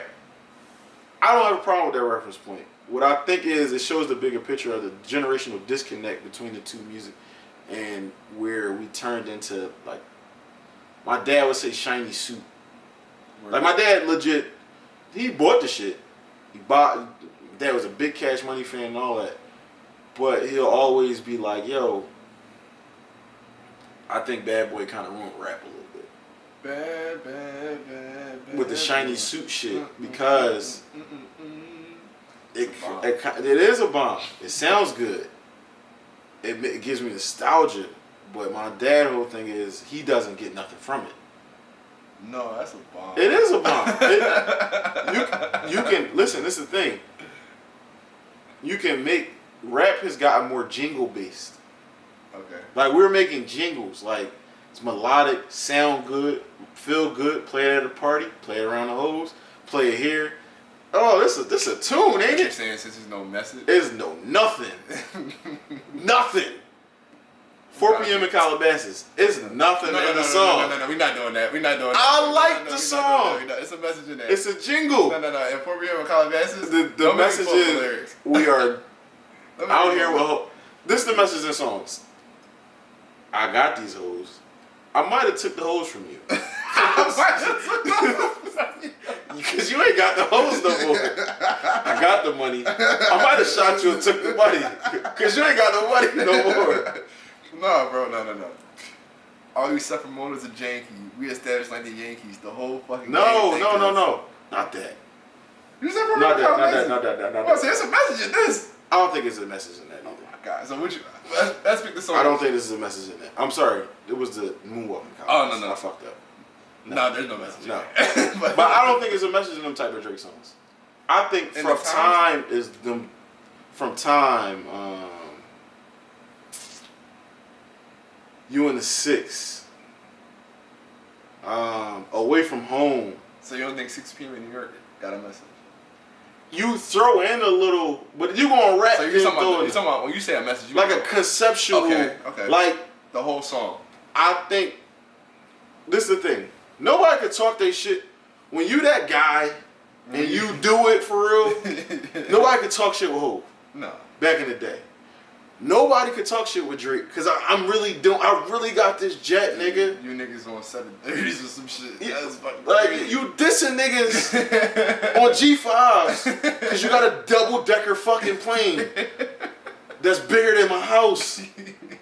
And then you land the plane and drive to your $100 million house. So, and your video, the video is you doing all this. I can't compete. You start talking about shit. I got 2 Virgil businesses. One that I'm with right now. The other one I'm gonna keep it making this. So what are we doing? It goes to a selling of lifestyle. It went from I'm gonna give you a message or whatever to a selling of lifestyle. To now it's a derogatory term or derogatory lines are used. And I always thought it, even as I'm a Jay-Z and a Nas fan. Mm-hmm. But when it turned into, I used to argue with fans about the Jay-Z and Nas shit, and it turned into like, what you trying to acknowledge? And niggas is like, yeah, like I'm not trying to hear that shit. And it's like, yo, they both necessary though. And then we squeeze out the knowledge, and it turned into like, yo, Jay just talking that shit. And it's like, that's all we've got now. And then it turns into no knowledge unless you people. Like, we might get a line here and there. Exactly. Like, so now it's like Drake, and this is what I was saying with the Kendrick and Drake shit. Kendrick come out and kind of do whatever he want every time. Mm-hmm. I feel like Drake like it's pigeonholed where I done made it so big. Even if I want to rap about Adonis, I don't want to hear that shit, bro. Like they gonna hear about these hoes. Drake has an actual song rapping about Adonis. Mark 15. That's the least streamed song on the album. Yeah. I think it's one of the more beautiful songs he's ever written. But I think that goes to speak to the masses, and you're right, we are dumbed down because Drake gives you a song with a message every album, and it ends up being the least streamed song. Listen to the reference point for Mos Def. He's not getting to March 14th. Yeah, he's not. He hearing Kiki, and do you love? Yo, this nigga is pop. Because if he hears The Ride, on March 14th, shit, even the last 6 songs from Scared, he be like, oh, this nigga can actually rap. I don't think he can't rap. No, but you know what I mean. He's not he's artist. It's like, oh, this is the biggest nigga in the world, so he's doing his job, but he can he's not a pop artist. I don't think people in those rooms, middle of the ocean type shit, don't impress a lot of those type of niggas. I don't think the middle of the ocean is like impressive. I don't know. I think it's a bad song. That might impress him. No, like. Yo, that was cool how you flipped them words, but because he came at Lil Wayne, he came at Jay-Z, and when they was saying they was the best, because it's like I'm really kind of anti-establishment, but I gotta work with these niggas because I gotta feed my family, because that's why I went to South Africa, because I owe child support, but I'm back because I might have paid the child support, but like Kanye answered the phone, like it's a lot going on. But Kanye called me back. Yeah, like I need a beat, and it could turn into like. Where it is adjacent to bitterness, but it's not a bitter. I'm just mad at the whole state of hip hop. But then somebody posted that screenshot of the Drake DM, and he was like, "Yeah, he might have saw that," and it was like, "This my chance." Yeah, for sure. But you know what I mean? Because I get both sides. I just don't like the condescending tone. It's like but when you, like you said, when you get to that point and you don't get the respect for your craft, and you're not. And this is the nigga. It's like, okay. Because the niggas on the corner, honestly, as we would say, the niggas on the corner rapping over and they resemble bums. That's how we got to hip hop. Mm-hmm. That's how we got to where these niggas can have these $100 million houses and shit. The suit jackets. Yeah. With the what's those hats called? Paperboy hats. Yeah. That's how we got here. So for that to be disrespected, like, fuck with Chad Madden. And they ordering us. It's like, I'm not, like, they were talking about bomb atomically niggas, like the most lyrical and all. And it's like, yo, that's necessary. Like, it might not be what you listen to, but it's necessary. But it is necessary. Niggas that can go perform at the TLA, and that's the height of their career. It is necessary. You get what I'm saying? Just like, I feel like a Drake is necessary because it all grows the culture. Because I was looking at concerts last night. And I'm like, I would love to go to the TLA and see a concert. Yeah. Just like that intimate. I loved when Drake went back to. I couldn't get fucking tickets to the Apollo and did a concert. Can you imagine how good that probably sounds with the possibility of, or just that mentally, a live band might be here with Drake. Like when I went to the Division concert, it was a live band. I was like, this shit is fucking jumping. But we've got so commercialized, and the soul is taken out of it. So where I feel like hearing somebody sing some of them notes live, I was like, holy shit. Exactly. Exactly. So I feel like it's a reference point thing for Mos Def. He might have saw the Instagram DM. I would lean towards he did. But all Mos Def fan club and get some real baddies. Yeah, like you say my bitch is ugly. I'm gonna feel some type of way. There's no way I'm not. so it's like you can like both. Like you really can. Yeah. And you could. I was saying I put totally. That's my shit. So it's like I don't know, man. Like I really think Drake set out to, and my dad is not the biggest. Once Drake signed to Cash Money, my dad was kind of off the Drake train, and he was just like, "That's the most commercial you can get as far as a rapper." At that time, yeah. So he was like, when they was doing the whole Ben Ward thing, he's like, if he a true artist, where I come from, like in my era, totally different era, I understand, but he was like, yo, I never seen somebody had an internet support like this. Like Drake probably either made it the biggest, or at least up to 09. As far as like, yo, this nigga made it off of MySpace. Like we had Soulja Boy. It was him and Soulja Boy.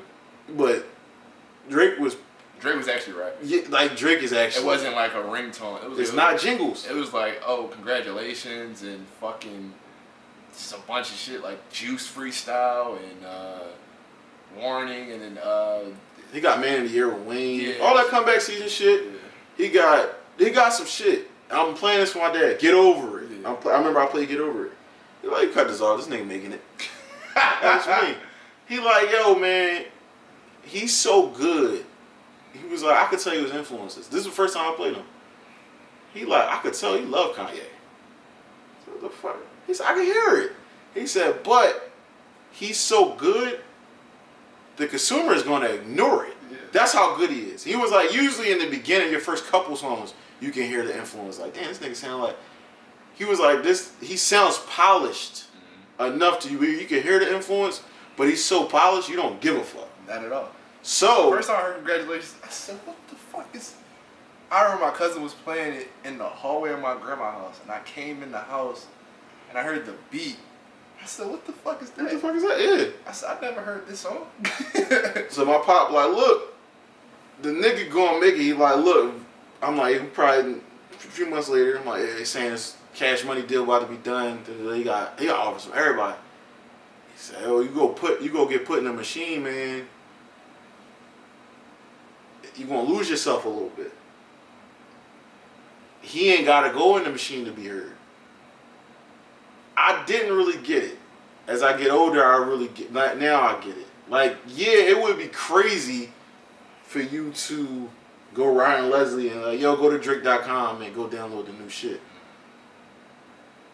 But it puts you in that much more position of power, to where it's like, yo, is Birdman paying Drake? Like, you know what I'm saying? Like, and you could have been thorough about it. I give Jazz and them 3%. I give Wayne 3%, but I'm doing my own thing. You cannot get mad at me at that point. You know what I'm saying? Like, you still, Jay Prince, you're going to be good forever. Trust me, nigga. You hear this? You're going to be good. Forever. But I think a lot of Drake's, like, he could have made it, but he wouldn't have been who he is today without getting the machine. I just don't think it would happen that way. Because a lot of people didn't give Drake a chance until they found out he was with Wayne. A lot of people didn't. But listen, he already had the Wayne. You have the Wayne stamp. Yeah, before. But you're not with Wayne. You gotta be with him. I think a lot of niggas wouldn't have listened to him. Well, I think Ye would have listened. But now you're tying yourself to somebody. Yeah, you have to tie. I'm not saying you gotta like, yo, I'm not. Are you just saying not Cash Money? I'm just not. Okay. Not even just that. I'm not signing the Rock. I'm not signing the nobody. I'm not signing the young. You should just go completely independent. I even think on his last joint. I know they just gave him $500 million. I understand that. But Drake, you see his numbers. Yeah, he recouped it. He gonna recoup that by himself. Yeah.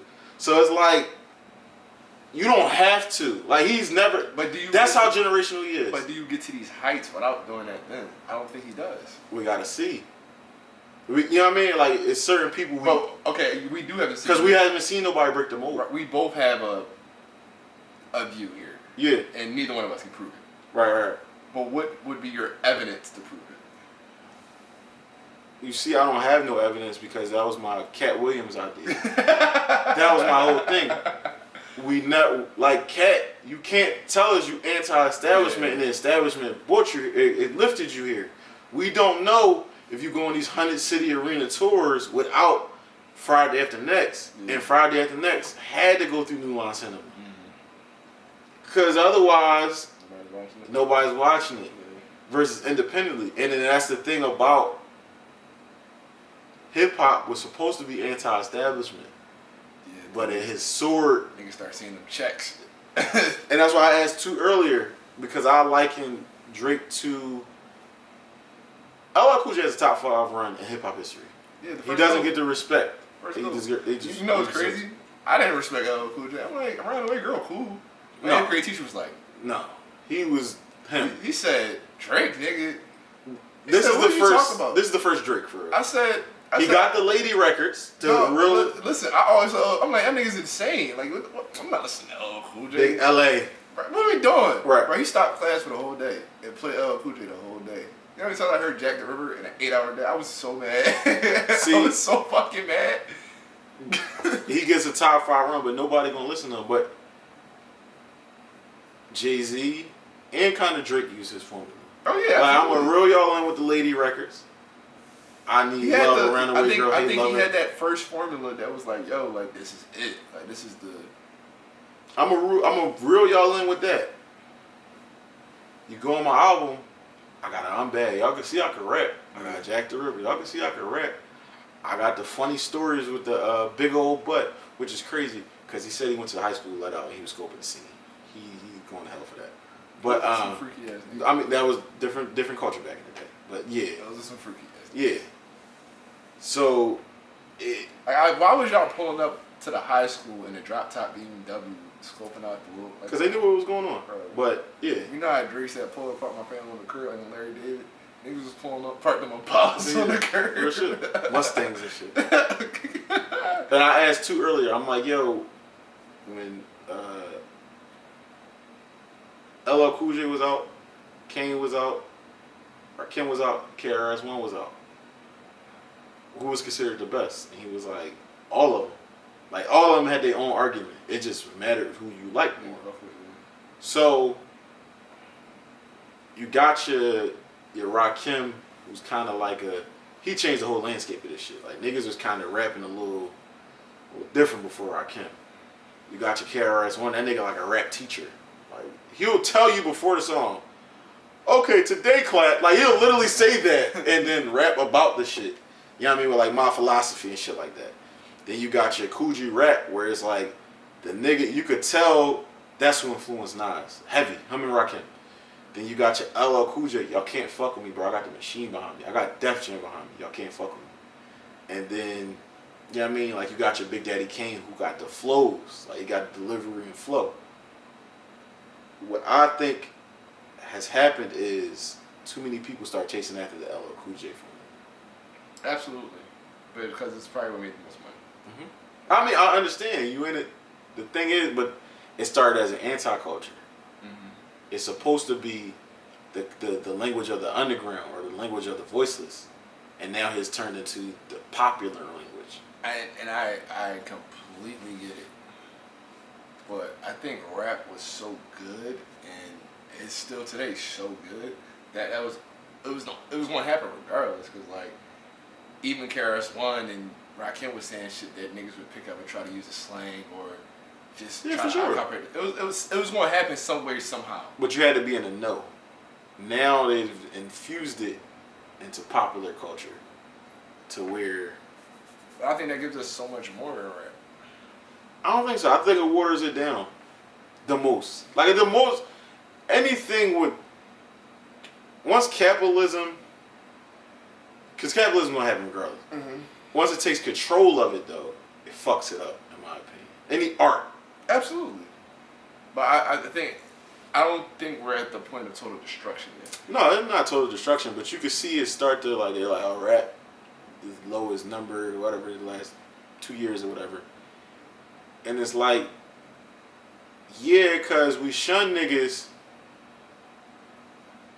This is the thing. Nobody's satisfied. on both, unless you're just like a super fan of somebody. You know what I'm saying? Like, for instance, Uzi switches his sound, does the pink tape. What the fuck is this? Drake gives For All the Dogs kind of like his same formula in a sense. But the only thing is, I'm not going to give y'all the airy spaced out rapping intro. I'm going to give you airy spaced out singing this and this bitch intro. You know what I mean? Yo, Drake talk about the same shit over and over.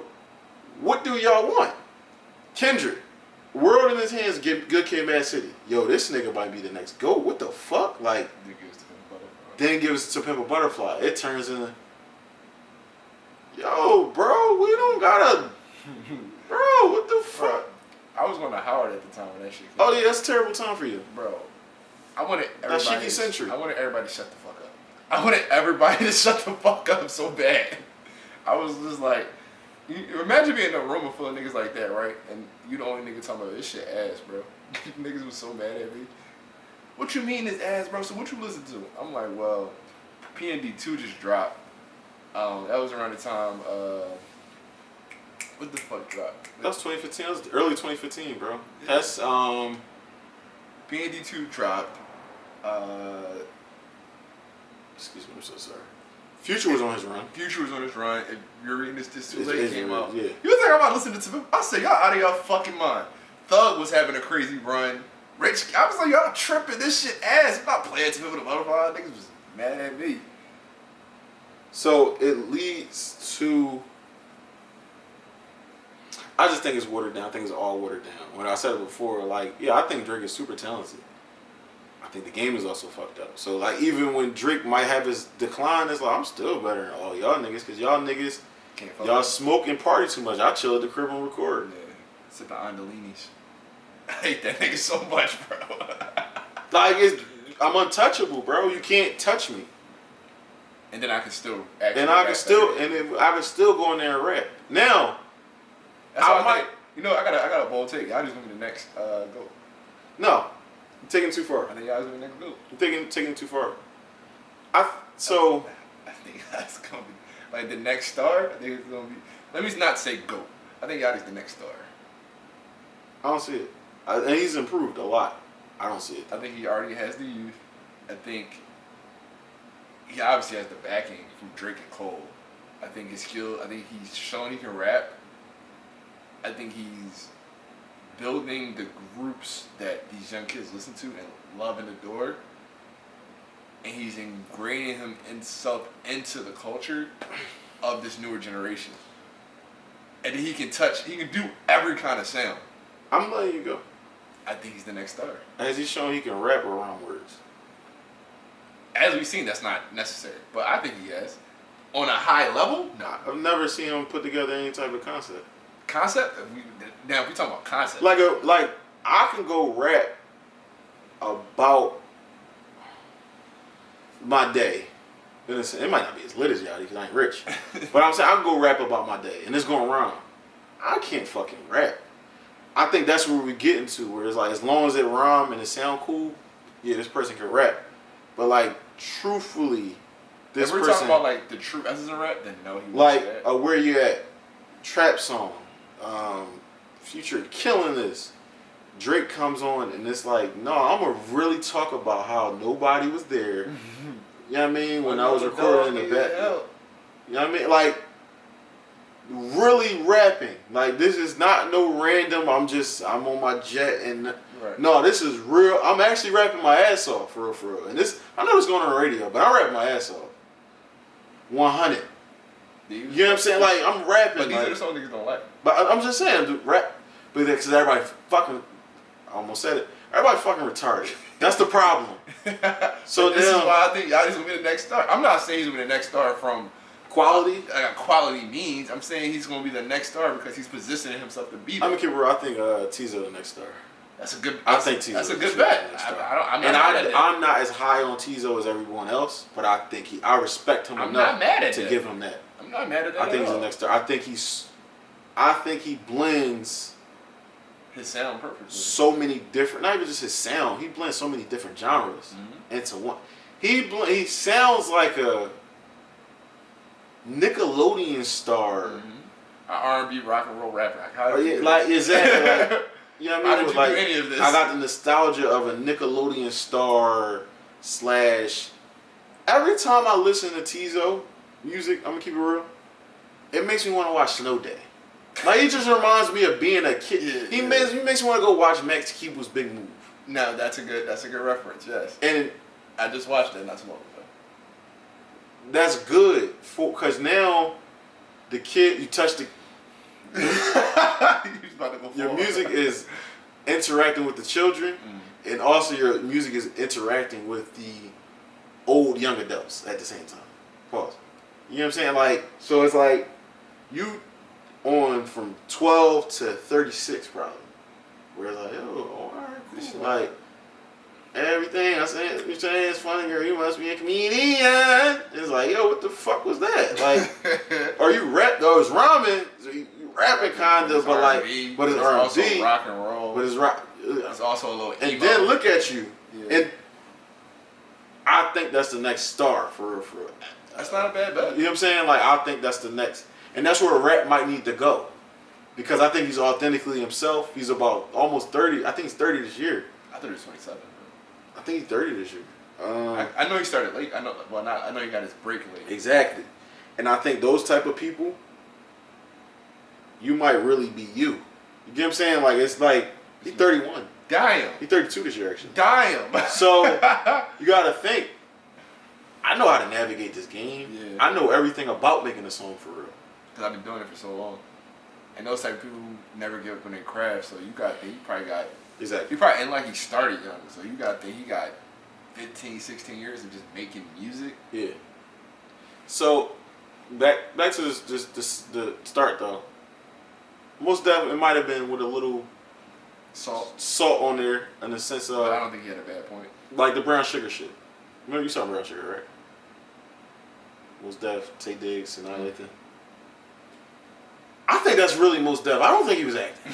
Like, I don't like these commercial niggas. Now, Drake is not the rapping Dalmatians. The boy is mine. Cause now you making me remember the movie. Yeah, that movie fucking hilarious. But like those type of paperboy hat wearing niggas, they all anti commercialism anyway. My uncle had a homie. Shout out her, just like this. Now he's enlightened. Yeah. But when I was a kid, he was just like that. I don't like these industry ass niggas. And you gotta think they rap. So I'm gonna find you they mixtape. You're gonna enjoy that. Remind me to do this. Don't do that. I'm not reminding you. No, remind me to do this. It's like Biggie dissing the Roots. In a sense. Like, the Roots are real music lovers. Yeah. Why are you dissing them? Because fuck y'all. Y'all ain't selling nothing. And that's what it turned into. I think Jay-Z ruined the game putting it too much on numbers too. For sure. Because when you ever put something too much on numbers, because numbers, they don't lie, but they can be construed. They lie because this is how I'm gonna explain how they lie. With art, your sales or dollar amount, the quality of the art never meets at the. When Kanye is making his best music, he wasn't making the most money. When Drake was making his best music, he didn't have a fucking plane yet. When Jay-Z was making his best music, I don't even know if he had Beyonce yet, to be honest with you. Yeah, you know what I mean? I'm just keeping it a whole bean. Because, I think Black Album is best concept, and, you know what I mean? Like, you got Black Album, you got American Gangster, you got Reasonable Doubt. I'll put that as the top 3. But I don't have a problem with that. But still, now he's the billionaire. I don't think, but I think the closest Jay-Z is to, because I think everybody forget this nigga's a hustler that just know how to rap. Mm-hmm. So like I don't really like. I'm starting to like art because I'm rich. It's a good investment, and like I'll be bored. So like this is a great hobby. I'm really on the block. I'm really from the block. I won't play Mad for it. I think honestly, and niggas hated it. Yeah. Niggas hated it. 4 for 4 was the most honest Jay-Z we gonna get. I'm tearing myself down. I'm telling y'all. You hated that? Yes. Remember 50 Cent was like, nobody trying to hear that shit in the club. But I'm just saying, the average. I bet you that's one of 50 Cent's favorite albums. I would bet my last dollar on that. I don't know what 50 Cent listens to. He probably listens to himself. He listens to all the Power intros over and over and over again. Yo, 50 really tried to switch the Power intro. Niggas was like, take that back. My fault, y'all. That's why I fucking my fault. But I think it all has got, because 50 UP Get Rich or Die Trying, great first week.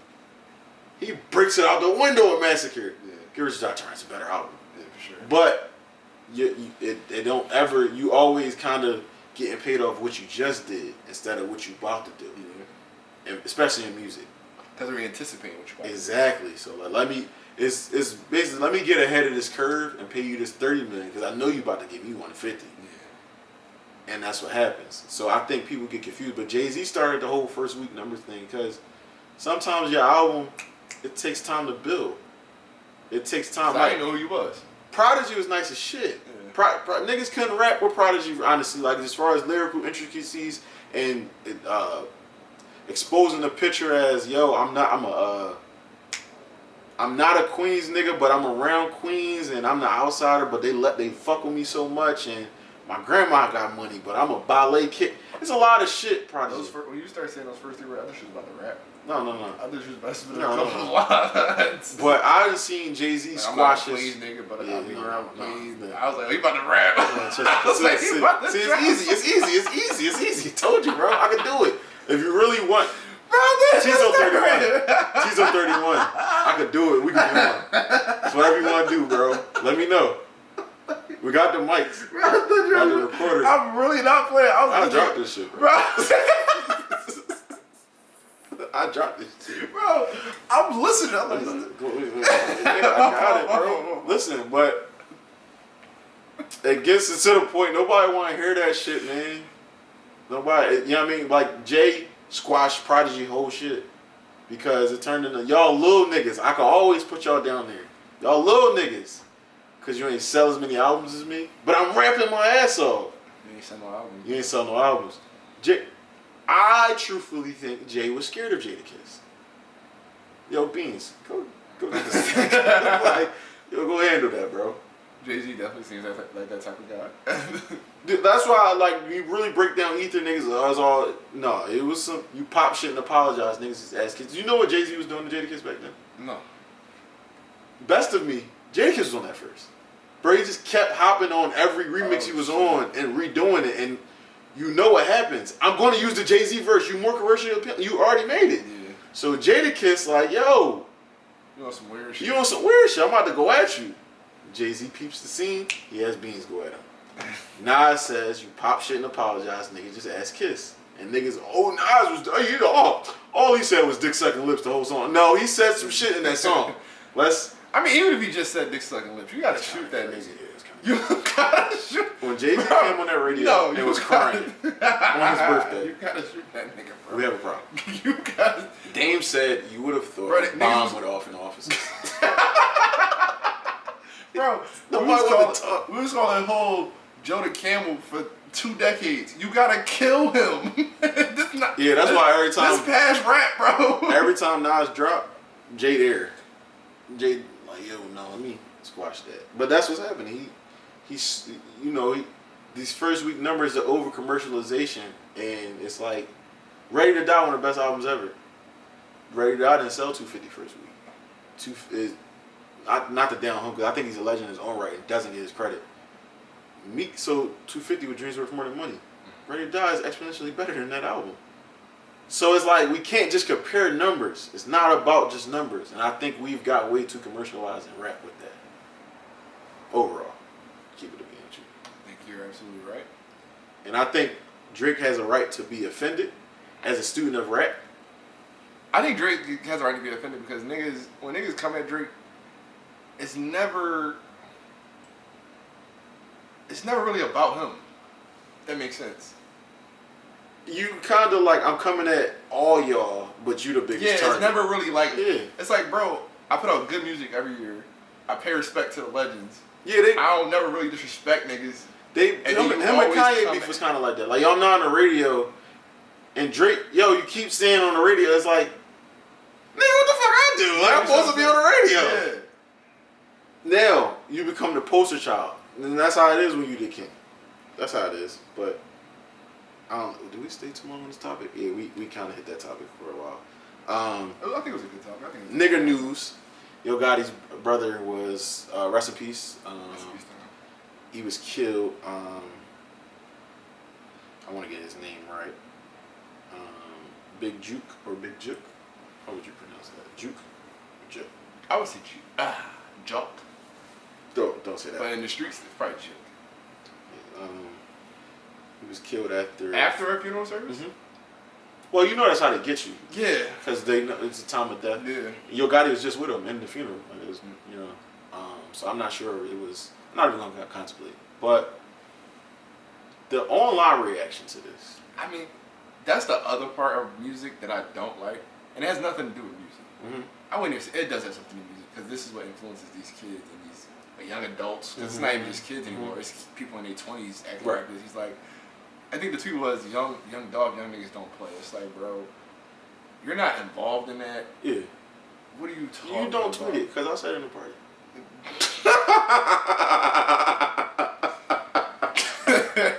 Because some niggas not playing. I'm laughing with you, bro. Some niggas is real niggas. They fucking drunk. Listen. What are they, bro? Real niggas. It's real niggas on both sides, because niggas is dying. Bro, I was trying to be serious for a second. I'm in Philadelphia, I'm scared. I'm keeping it big with you. You talking about I'm stateside. Yeah, like. Oh my god. No, but I feel exactly what you're saying. And we've gotten so indoctrinated that people don't understand. This is real. Hey, big bro. You're not paper route, big bro. Hey, big bro. You're not CMG, big bro. Like you don't know these niggas. You wasn't at that Dice game, that Grizzlies game, big bro. You don't know these niggas. Just enjoy the music and sit back. Yeah, enjoy the music while they're niggas, still alive. I have no problem with niggas enjoying the music. Cause you know me, I'm gonna spend some Vaughn, I'm gonna spend some dirt, but I'm not out here worried about Lil Timmy. Like it's the music just be good. It's entertainment to me. That's fucked up to say. Yeah. Niggas is really dying about it, but I'm not on the internet like, yo, spin for. You know what I'm saying? I'm not in dirt comments. Spin for Vaughn, you weird. Yeah. I think the internet has gave the weirdos a true voice, and the clout Cause you chasers. don't go outside no more. The clout chasers have become the popular people.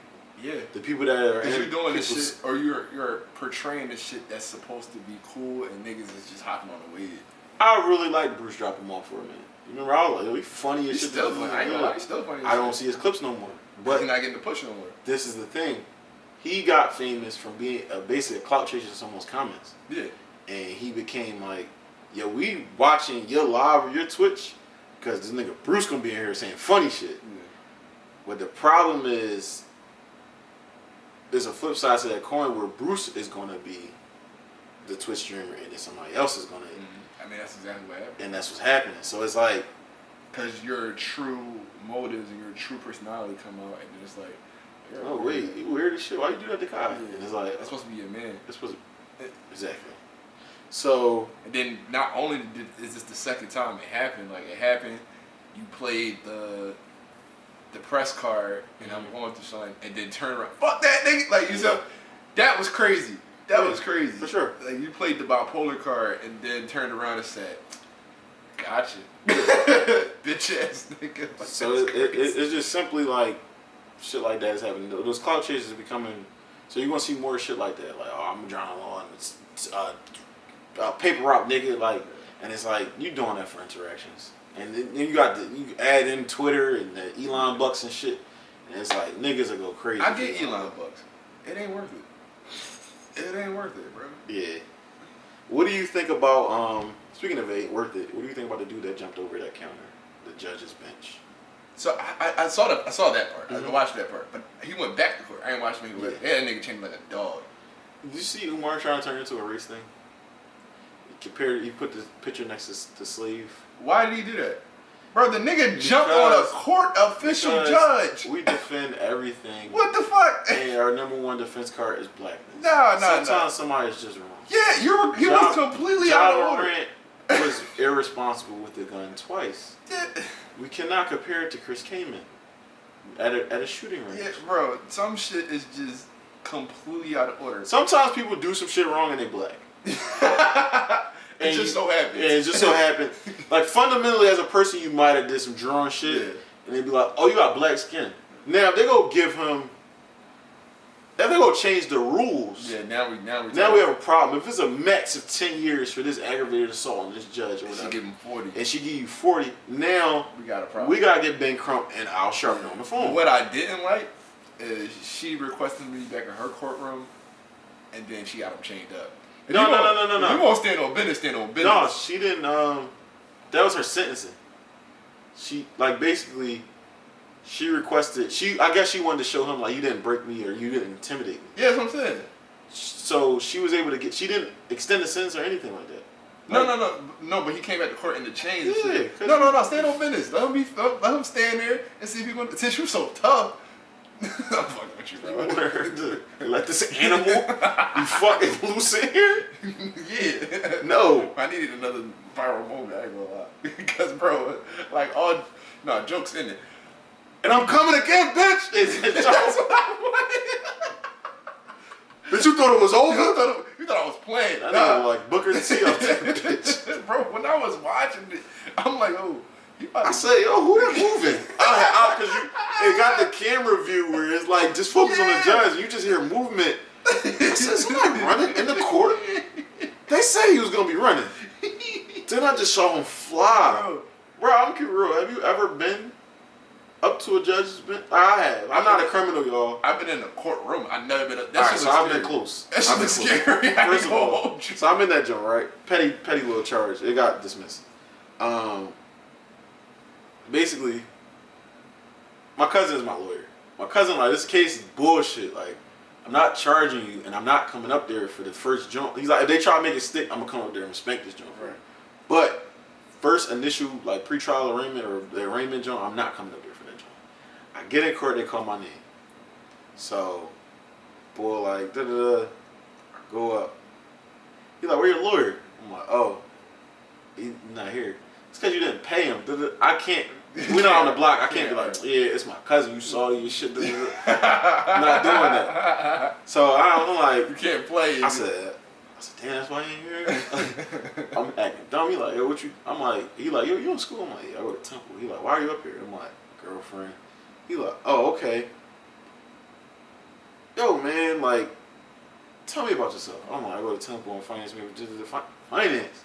You got some sense to you. I'm like, yeah. Be honest, you smart. I'm like, yeah, I'm just in a dumb situation right now, honestly. He like, you seem kind of smart. I could tell you didn't come in here with an oversized shirt or anything like that. It's you carry yourself very well, man. So he like, come here, come closer, because there's people around, bro. They talking to the prosecutors and shit and whatnot, and they taking little deals and shit. I ain't saying they tell them, but they taking deals. So look, you can do a year 6 months probation, or you can do a year. And they talking out them jokes. Come here, I'm not gonna let anybody know what I'm gonna give you. I'm gonna drop everything besides this one little thing, and you're gonna pay a fine for that. And that's a summary offense. I said, bet. But I'm doing this. I'm touching his bench. Pause. That jump I peeped is kind of high. Yeah, he jumped that jump. Cleared it. He said, do me a favor though. Don't ever touch that in your life. Back up. You bitch ass nigga. I said, hey. I said, I'm sorry. I ain't going to put the charges back. He told me, my bad. I didn't mean it. So, long story. You probably did that shit just he took. Long story, less long. I'll go pay the money and all that. But the entire time I watched the video, I realized once again, Jonathan Majors, you might be in the wrong field. You probably want to show him the track field. This guy here should have been a long jumper. Yeah, bro. When I watched the video, because he didn't just you know how you jump a gate, you might get the bottom of it. He cleared the whole desk. That shit is very high. No arms for real. Just jumped it. And he was so high over it, he landed directly on her. Mm-hmm. Yeah. But he whatever charge he got, he's serving that. He's cooked. Yeah. He's cooked forever. He was mad as shit. He's super cooked. Yeah, but let me see. Yeah, hour 45 minutes in. You got anything else for this one? What else happened? Aaron Rodgers, Jimmy Kimmel? Yeah. I think that is... What did you think about that whole situation? I think they're both dumb. I think Jimmy Kimmel like responding to it and giving it more air. See, this the thing. He insinuated he's a fucking pedophile. Yeah, defend that on national. Defend that for sure. But then you're going and taking more shots at him, knowing that's on. Oh, I'm gonna stop. I'm gonna call you a smooth brain person and just be like, yo, like bro, you're like, I'm calling my lawyer. I'm gonna essentially say I'm calling my lawyers. You're drawn. Let's get back to the show. Like, yeah, I think it's dangerous that, like I talked about it last week. Yeah, like I think Jimmy Kimmel was like the second biggest nighttime TV show. Yeah, like I think it's dangerous that someone can go on Pat McAfee's show and insinuate. And then he went back and said, "I would never accept without proof." Now you gotta really prove it. And now we're playing a very dangerous game. Yeah, so I seen Pat McAfee was called a sellout, but he's like, Aaron Rodgers not coming on anymore. Like, no, he dropped. And then the next day, he brought him on. Oh, yeah, he came back on. Oh, that's crazy. So it's like Pat McAfee's too big in a sense to where ESPN knows we take you off the air. You gonna go get, because you remember you had all that money from FanDuel. Yeah. So it's like you gonna go get your bag. And not only would they, if they cancel, we go get another bag, they have to pay them out. Exactly. So it's like the problem I think might come in if Jimmy really wants to go touch litigation is Disney on Disney. Yeah. I think Jimmy Kimmel was on ABC, isn't he? Mm-hmm. But I'm pretty sure it's ABC. But that Mickey Mouse ain't playing.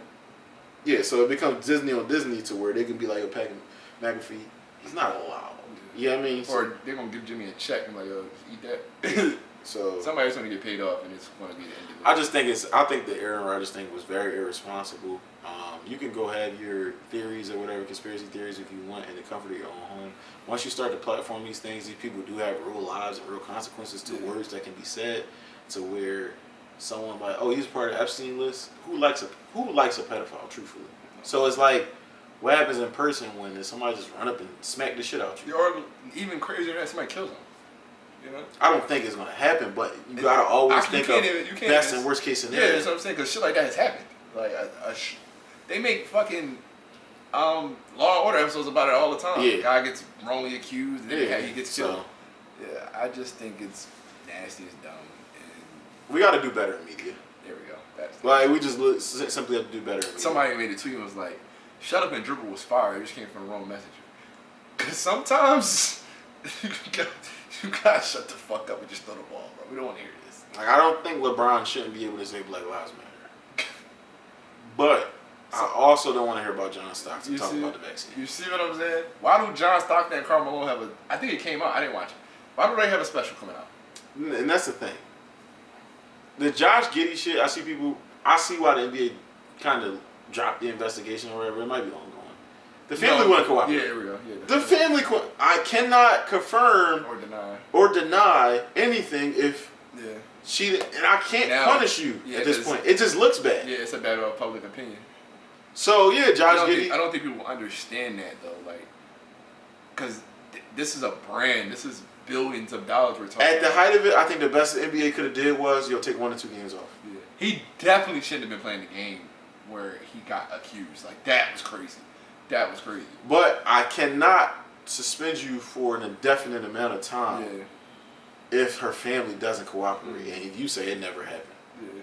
It's like one of them unprovable things. It's like, if you know, you know. Which is crazy.